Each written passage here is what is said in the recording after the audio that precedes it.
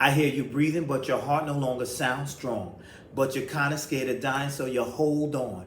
And you keep blacking out, and your pulse is low. Stop trying to fight the reaper, just relax and let it go.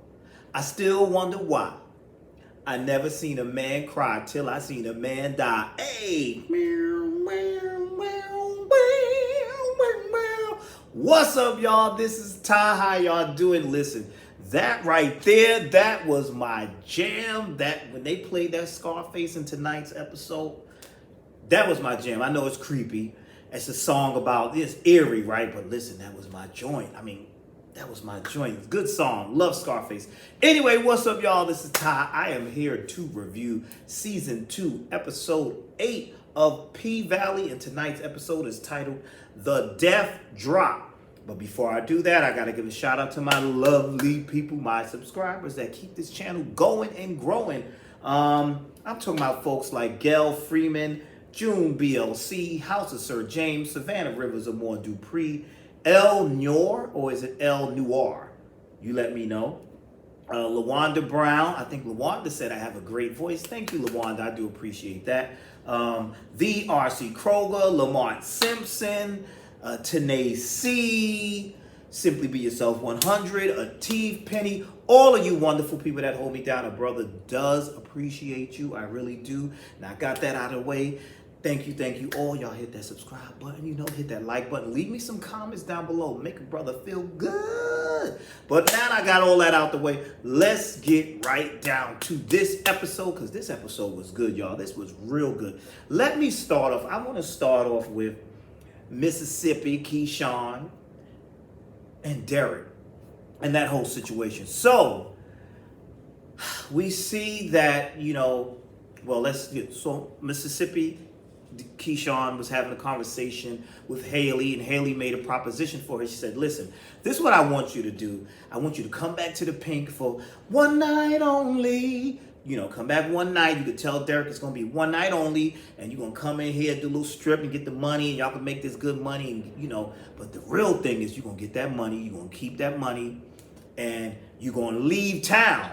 And she said, where would you go? And then Keyshawn went to tell her where she was going. She was like, Rule number 1, never tell anybody where you going. Not even the person that's helping you. And I was like, she got a good point. She said, I don't want to know. Just make sure you hit the road. So that's part of the plan. So when Keyshawn is home with abusive Ike Turner, a.k.a. Derek, he comes in there with a gift. You done beat this girl up, messed up her beautiful face, you little punk. And he comes in here with some shoes. Somebody should have took them shoes and bust him upside his head with the, clocked him upside the head with the shoes. Don't nobody want no shoes after you did all what you've been doing to this girl. What's wrong with you, man? But he comes with some shoes. The shoes don't fit. You don't even know your woman's shoe size. You wasn't even smart enough to go in the room. Everybody know that when you forget somebody's shoe size, go in the room and get one of her. I'm sure she got plenty of shoes. You couldn't even go in the room and get a pair of shoes and look at the size of the shoe. Damn, I know how to do that. That's what I go get the shoe. Go look at women's blouse or whatever. If you're gonna get a gift, that's what I would do. Go look at the size, take it in the store. Hey, you got something like this? Something. You come in here with some shoes that don't fit. So she told you the shoes don't fit. I thought he was gonna attack her again because he was getting all mad. I just messed everything up. I thought he was gonna attack her, but he didn't. So he says, how can I make this right? He starts pleading. Dude, go get some therapy. That's what you need to do. He starts pleading with her. Oh, what can I do? Blah, blah, blah, blah, blah. So he says, well, what about the Pink? What you want to do? Because she said, ain't nothing you could do money-wise that's going to fix what I need, whatever. So he said, what can you do? So they mentioned, somehow, I think he brought up the Pink, and she was like, oh, okay. She's like, well, he said, but I don't know. She was like, but that's the only place where I feel free. So he agreed to it. So she kind of finessed that. So she's coming back to the Pink, and that's a good thing for her. That's a really good thing. And I like that Haley had that plan for her. Meanwhile, speaking of going to the Pink, we have the lovely Mercedes, who she fine too. There's so many fine women on this show. Oh, but listen, that ain't what y'all came here for me acting all hungry. But Mercedes is trying to get her stuff back. She, up there trying to, she's trying to headline because we're about to do the reopening of the Pink. And there's a scene that I thought was actually hilarious. Was when she was there. It was her and Roulette and Whisper, and Big Bone, and we see Big Bone over there with what's his name? I forgot his name now. Diamond, and they all kissy lovey dovey whatever, but they're getting prepared, right? And Mercedes is there, and in walks Haley, and she's like, let me see what you got. What's your routine? Now Mercedes was the star, but she's a little rusty right now. But to the young girls, that's an old geezer. So grandma, they like, look at grandma. What grandma gonna do? They put on the music for her. You see, what's her name puts on the music for her, Big Bone, and Mercedes was up there. I thought it was me up there dancing. That's how bad she was dancing and struggling and trying to get up on the pole and trying to do. She was struggling. This is the star. This is the star. She was struggling, and she's like, "We got a few more weeks to the reopening. This the mess you doing? This." And I was really I thought the reopening was going to happen tonight, so I could see booty everywhere. But I guess they probably going to do that grand reopening at the season finale. That's what I think they're going to do. How many episodes they got this season, y'all? Is it 10? I don't know. But anyway, she's struggling with that. The funny part was Whisper and Rogue was like, oh my God, look at that. That's just, we got to do better. She's like, listen, that's why you need to take up. Rogue is telling Whisper, this is why you need to take up with what I was telling you about that dude that's trying to get what you make it a little extra change. When you do something strange for some change, make that little extra change if you go with me, because you don't want to be her age. Look at Betty White up here trying to still get it going. She's too old for this. And the funny part, I think it was Whisper who said something like, yeah, she's up here. It's like watching my grandmother try to hook up Wi-Fi. They didn't have to do Mercedes like that. So anyway, as that's happening, who they bring in but Keyshawn. And she's all looking all razzle-dazzle.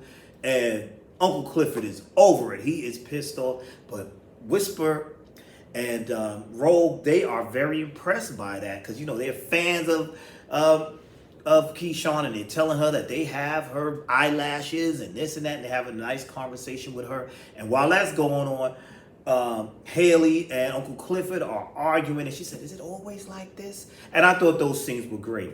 Then we see Mercedes come in there in the dressing room, and I love that scene between Mercedes and Keyshawn, because it was rough, but it was still like all love. And she's like, Keyshawn asked, is my locker still being in use? Bitch, are you crazy? She said all that to her. She said, of course not. And then she asked her, why are you back because you had to come back? And Keyshawn nodded her head, yes. That was a powerful scene right there. Just there, that I like that. I like that scene. And she told her, welcome home. Ain't no place like home. I was like, all right, ain't no place like the pink. And, I thought that was pretty good. I like that. I did like that. I like that scene between the two of them. And I was cracking up at Uncle Clifford, because Uncle Clifford was so pissed off. He said something like he was packing up his stuff, taking his stuff before she tried to sell some more stuff of his, talking about Haley. And he said, I would take the jukebox, but I can't fit it in my Birkin bag. That was hilarious. But we see him also tonight having some issues with Lil Murda, and also flashing back, thinking about his mama, missing his mama, and being very concerned about Grandma Ernestine, So that's understandable. Meanwhile, let's move on down to Haley. Haley is trying to do some negotiating with Georgie, Miss Georgie, who I like that character. She's a funny old lady, rich old lady, and she's in the beauty parlor. And when Haley walks in there, that lady makes a stereotypical statement. I'm sorry, sweetheart, Shanae's beauty shop is down the street. See, I don't like the little racist stuff like that. And she's like, no, I got the right place. So she's having a conversation with Miss Georgie, and she's telling her, I want 10 million. And Miss Georgie's like, you don't know your worth, sweetheart. They was going to give you nothing. You can't hold out as long as I can. I can hold out to the next time, sweetheart. I can hold out to the next referendum if I have to. So you should have took that. You should take this 5 million, because I ain't giving you no 10 million. So they're having this whole discussion, and they're like talking about the election and all that. And Haley's not bending. She's not folding. She said, you know what? I'll see you at the election then, because I'm not taking that offer. You're not lowballing me, sister. You're not lowballing me. So kudos to Haley for that. She says she not being lowballed. Meanwhile, speaking of the election, poor Andre, man. Andre's been exposed. Come to find out, Daddy is on death row. He is, so that looks bad. That's his numbers are dropping. It makes him look bad. He's very upset about that. He had a whole thing with that, the whole situation. But at the same time, you see Sister Patrice Woodbine. And did y'all see her commercial where she's basically saying, I thought that was a little crass. Well, it wasn't a commercial. I think she was on the news or whatever, but she was like, I done sucked D and did this. And she started cursing and carrying. Ain't you saved and sanctified, ma'am? And she's like, but all that sin I had to do, now I'm saved and sanctified. I thought that was the funniest thing. Now I'm saved and sanctified, and I'm going to run for mayor. And she's like thinking about all the things that this could do for her. But that was interesting. I was like, that's funny. I kind of want Patrice to become the mayor. I think she is hilarious. She is hilarious. Her character is hilarious to me. I think she should become the mayor. What y'all think? But anyway, we also see in this episode, we see that, the brother, he has this little plan. The way that could smooth her over is give her money. So we see her in one of her live stream church services. Somebody drops $10,000 on her, and she comes outside. She sees who it is. What's his name? Colin. He comes out there and he's telling her, drop out of the race, okay? And he's like, this is what you really need. She said, but at first I was doing this just to screw y'all, but I'm kind of liking running for mayor. But he was like, listen, this here what you need. Dropped the cash on it and said, listen, there's more where that came from. She's going to take the money. Sister Woodbine is going to definitely take that money because that's what she's all about. So let's move on down to another thing with Mercedes, Terica, and Shells. Shells has found out that Terica had an abortion and she is not pleased, and she's being all judgy and making little hoe remarks about somebody being a hoe and fast and this and that. And what's name said, listen, the girl came to me when she couldn't come to you because you was too drunk, Miss High and Mighty. You think you better than me, but you can't even drive a car because you always drunk. So I like that scene too. And you kind of seen with Terica decided, you know what, I'm going to take her home. And she said, no, I'll call her Uber because she's too drunk. She said, no, I can drive her home. And I like that scene. I did like that. And we also saw Mercedes hanging out with Maine. He's somebody she had a past relationship with, and she's confiding in him about the guilt and the things she's feeling about the incident that she was in. And so that was all interesting. And then we get to probably my favorite part of tonight's episode, and that was when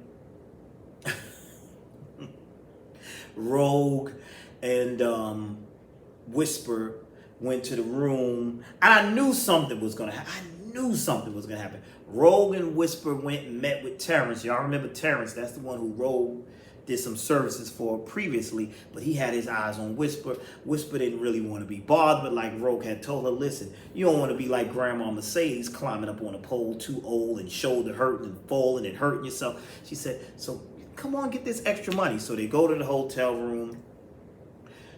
Rogue makes it, is her name Rogue? Or Roulette? What is her name? Rogue, Roulette? What's her name? Y'all correct me.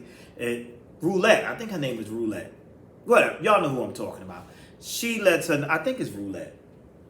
Anyway, she lets her know. She lets him know, listen, I'm going to tell you right now what's not going to happen. Oh, it's Roulette. I'm sorry. I've been calling her Rogue. Who the hell is Roulette? She lets her know. She lets Terrence know. She says, listen, dude, this is not happening. Sir, it's not happening. I'm not leaving this room. I don't know you like that. So they go ahead and do whatever. And then he decides he wants to shortchange Whisper. What is this? And so Whisper was like, he said, well, she ain't do nothing. I did all the work, because he went downtown on her. And she said, I did all the work. And he's like, well, you ain't do nothing, blah, blah, blah, blah, blah. And so he gets violent because she lets him know. She said, listen, I faked the orgasm. I just felt the aura about you being bad.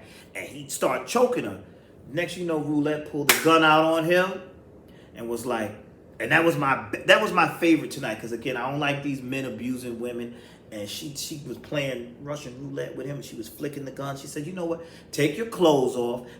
She made him put the gun. They put the gun in his mouth and made him like, she stimulated oral sex with the gun in his mouth, and she was pulling the trigger and all that, scared him up. They took his clothes, took the money, took his car and everything. That was my favorite tonight. I know.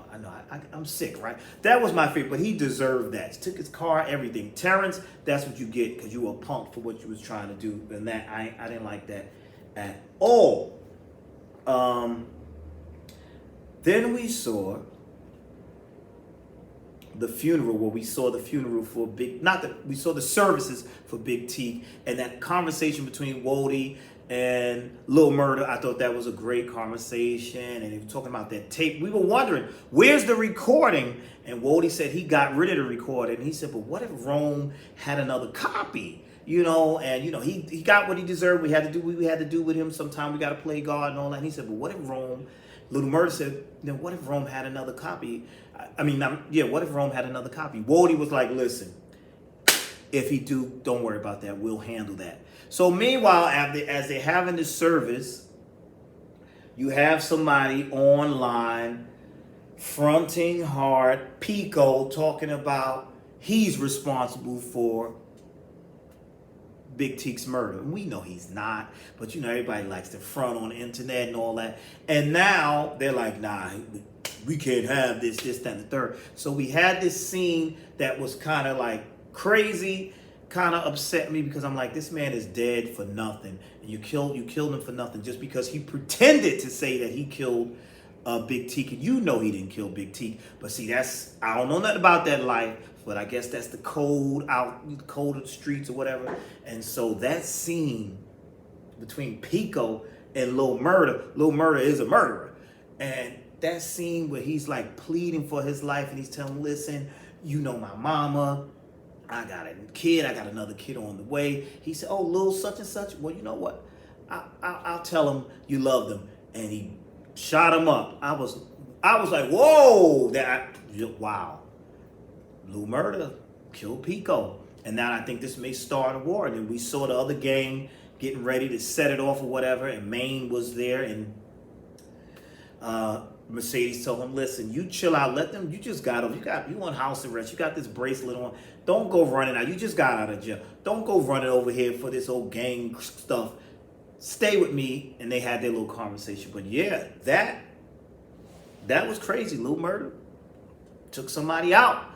I was like, wow. And so the episode ended with Lil Murda getting his rap song ready, and preparing his rap song in the studio, Turn Me Up, and then the camera zoomed in on his eyes. Great episode tonight. I thoroughly enjoyed it. Listen, I enjoyed it so much, I'm messing up characters' names, because her name is Roulette. I'm calling her Rogue. I don't know why I'm calling her Rogue, but y'all know what I mean. I'm sure somebody going to be correcting me in the comments, although I've already corrected myself. But, that's how it goes. But anyway, that's all I got. What did you think about tonight's episode? I thought it was great. I was sitting here like, oh, this is good. I really enjoyed it. And they just bring all these different topics in, and they always throw some humor in there too, and things you don't expect to happen. Like, I was not expecting Lil Murda to kill Pico. I really wasn't. But that's all I have for now. Thank you for watching. Please like, comment, and subscribe. And I will see you all in the next video.